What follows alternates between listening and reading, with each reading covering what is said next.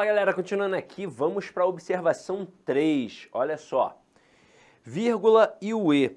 Vamos analisar essas duas primeiras frases e depois vamos analisar outras, tá? Então vamos lá, veja que este E aqui, em questão, é o E que indica soma, soma.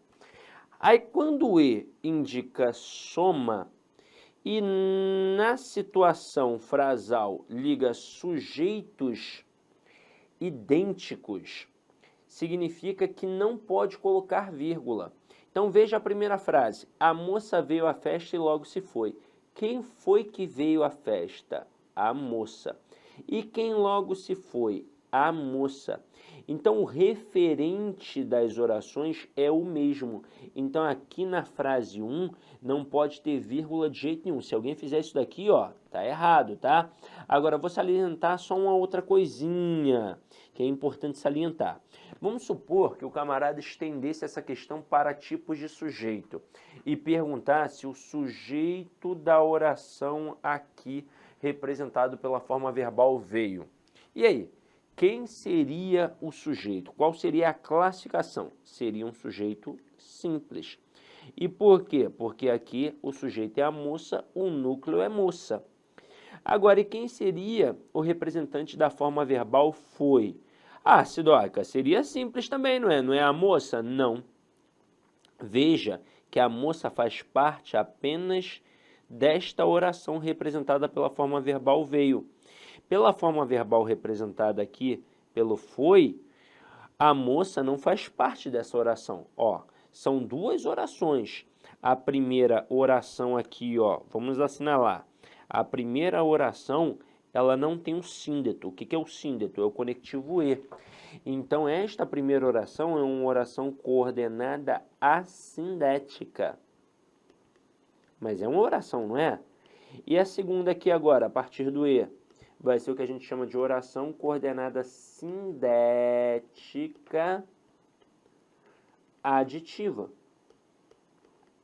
Então, você está vendo que são duas orações? Na primeira oração, o sujeito apareceu explícito. Na segunda, não. Na segunda, nós descobrimos pelo contexto. Então, o sujeito da forma verbal foi ali, ó, é oculto. Ou posso chamar de elíptico, ou também de desinencial, tá? Agora, olha a frase 2, que interessante e polêmica. Nós temos um E que indica soma, só que agora o sujeito das orações é diferente. Veja que na primeira oração o referente é a moça, mas na segunda oração o referente é o marido. Então, ó, a moça veio à festa e o marido ficou em casa. Eu tenho um E que indica soma com sujeitos diferentes. Neste caso aqui, existe a possibilidade de colocar uma vírgula facultativa. Esta informação que eu vou te dar aqui agora é demasiadamente importante. Porque tem gramáticos que dizem que esta vírgula aqui é obrigatória. E aí rola uma confusão danada. Tem gramático que diz que a vírgula é facultativa aqui, tem gramático que diz que a vírgula é obrigatória.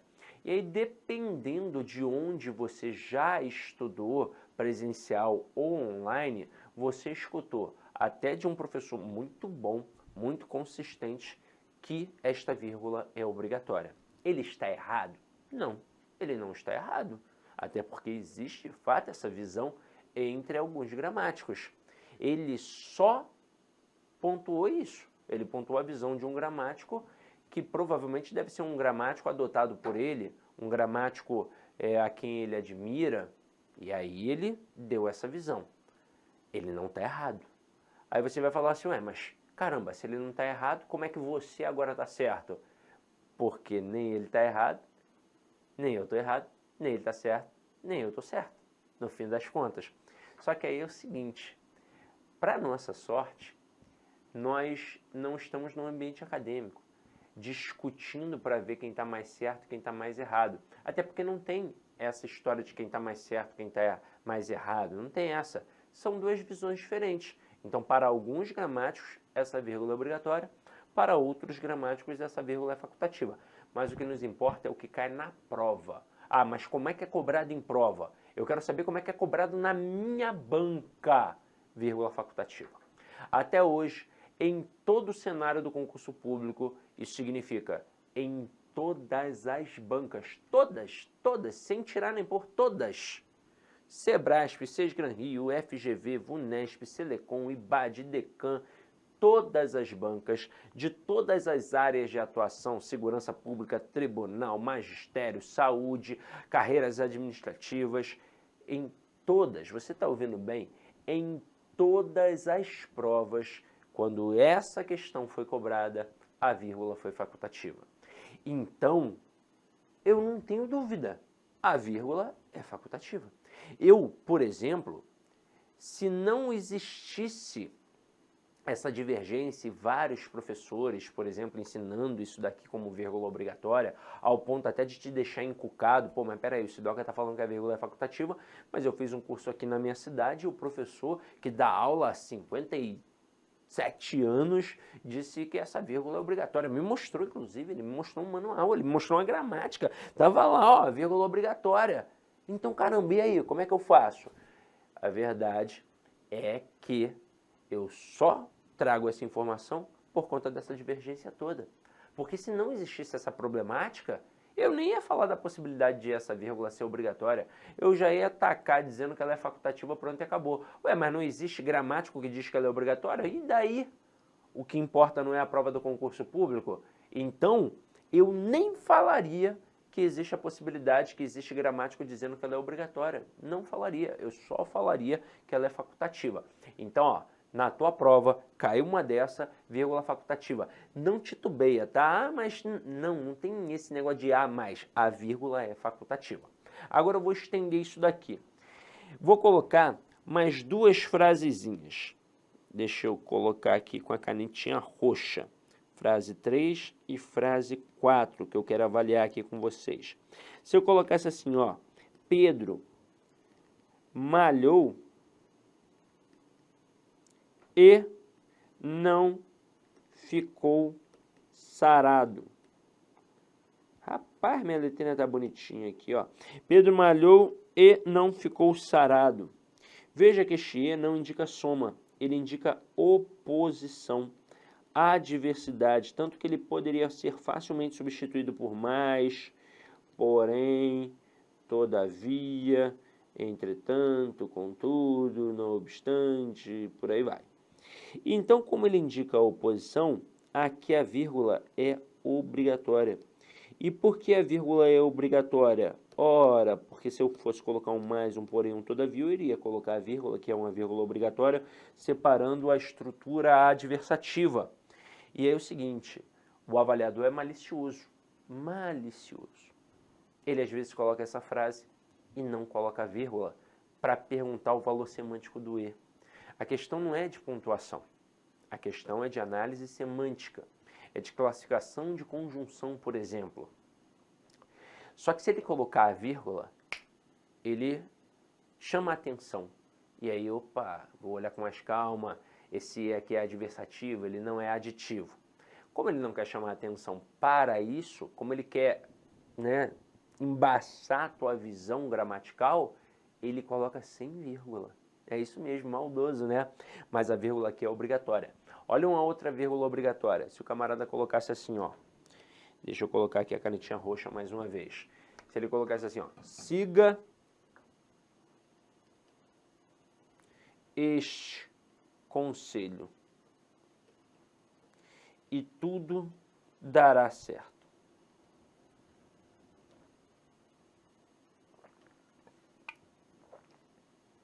Neste momento, a vírgula aqui, ó, também é obrigatória.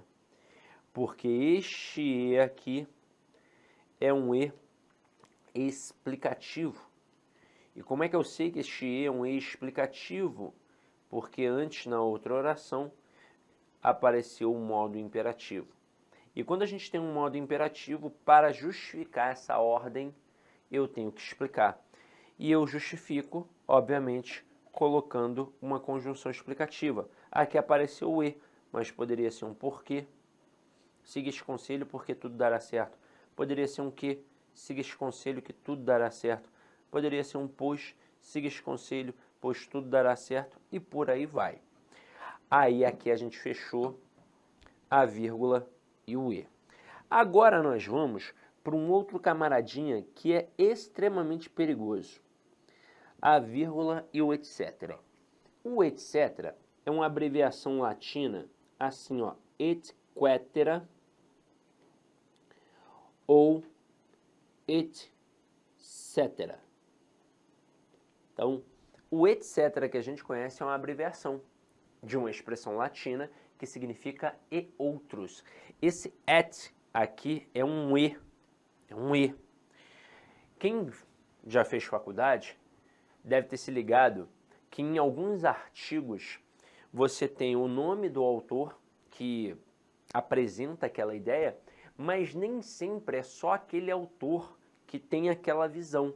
De vez em quando, outros autores comungam daquela visão. Só que aquele autor especificamente é mais conhecido. Ele, mais conhecido que eu digo assim, mais conhecido naquela área ali. Eu não estou falando essa galera da internet aí que tem 50 milhões de seguidores, não.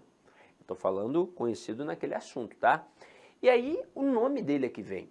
E aí depois vem assim, et al. Quando eu estudava na faculdade, tinha uma autora que a gente estudava muito, uma autora chamada Mira Mateus. E aí vinha assim, Mira Mateus et al, né, de alguma visão gramatical apresentada por ela e por outros autores, só que aí não colocavam o nome dos outros autores, só diziam assim, ó, et al. Tanto que tinha aluno iniciante, né, ali na faculdade, assim, no primeiro período, que achava que esse et al era alguém. Ah, deve ser alguém dos Emirados Árabes, né, pô, Mira Mateus e o et al. Pô, esse et al aí é brabão, famoso pra caramba. O cara pensava que era tipo o Celso Cunha e o Lidley Sintra, né? Ah, então, assim, pô, esse et al aí é sinistro. Mas não, era só uma expressão latina, que significava e outros, né? Que havia outros autores. E é assim que funciona o etc. Agora, tem algumas informações importantes sobre o etc., porque ele pode aparecer numa prova objetiva, mas ele também pode aparecer numa prova discursiva. Só que na prova discursiva é você que vai colocar, não é? Só que aí você está dando mole, porque você não pode fazer abreviação. Abreviação é uma parada que não pode fazer numa produção textual. Sigla é outra coisa, sigla pode. Então, se eu vou colocar Universidade Federal do Rio de Janeiro, que é o UFRJ, e eu sei que vou precisar escrever de novo sobre a Universidade Federal do Rio de Janeiro, eu coloco Universidade Federal do Rio de Janeiro, abro parênteses, UFRJ, fecho parênteses. Pronto. Por que isso? Porque lá na frente, de repentemente, eu vou precisar citar o UFRJ de novo. Só que eu não vou mais escrever Universidade Federal do Rio de Janeiro. Eu vou colocar apenas o UFRJ e sem os parênteses, é claro, agora. Mas a abreviação, não. Ela não pode rolar numa produção textual. Ué, mas e se eu coloquei ali uma situação, apresentei alguns elementos, só que existem outros elementos? Eu fui falar, sei lá, que tinha que ter, né, um bom funcionário, tinha que ser resiliente, tinha que ser, né, cumprir o horário, coisa e tal, mas eram várias características. E eu só coloquei 2 ou 3, não posso colocar um etc? Não. Aí você vai colocar e outros, ou entre outras características, vai depender também da concordância nominal ali na estrutura. Agora, o etc. não, de jeito nenhum. Agora, vamos pensar na prova objetiva. Na prova objetiva ele pode aparecer.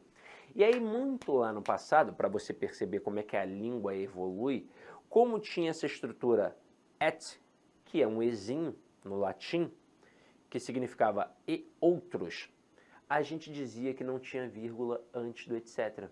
É isso mesmo. Lá no passado, inclusive eu, todos nós falávamos que não tinha o quê? Vírgula antes do etc. Só que a língua vai evoluindo. Uma coisa é o latim, outra coisa é a língua portuguesa. Em algum momento, o cordão umbilical se desprende. Em algum momento o português manda sozinho. Ah, mas tem um latim que serviu de base? Tem, mas em algum momento o português manda sozinho. E chegou esse momento do português com etc. A vírgula antes do etc. é facultativa. Olá, meus Veja bem. amigos, minhas amigas. Inicialmente eu peço desculpas pois interrompi os seus estudos, mas essa playlist especial que a LAC Concursos fez especificamente para o concurso da Banrisul 2022. Nessa playlist nós vamos colocar 200 videoaulas do nosso curso. Só que o nosso curso tem mais de 200 aulas, isso garanto para você. Gente, essas aulas são demonstrativas, é para você ter conhecimento da qualidade e a seriedade que nós trabalhamos aqui a questão de concurso público. Você quer assistir o restante dessa videoaula? Você quer fazer o nosso curso completaço? Cara, ponta a ponta do edital, papo reto para vocês, um investimento apenas 10 parcelinhas de R$ 200, é isso mesmo, 10 parcelinhas de R$ 200, você vai assistir na nossa plataforma, você vai ter direito, olha só, o personal coach. O que é o personal coach? É o estudo em regime de metas, ali nós iremos organizar toda a sua vida no site, a gente vai fazer um painel de controle, tipo amarelo, vermelho, verde porque você cumpriu a meta, vermelho porque você está devendo e amarelo porque cumpriu parcialmente a meta, que são atributos importantes na caminhada aí de quem quer ser aprovado, beleza, galera? Então, vem, não fique bravo comigo aí, porque interrompi essa aula sua, mas é uma aula demonstrativa do site lá Concursos, tá certo? Clique aqui embaixo, fale com nossos atendentes ou faça diretamente a sua matrícula, você não vai se arrepender. Forte abraço, fique com Deus, tchau, tchau.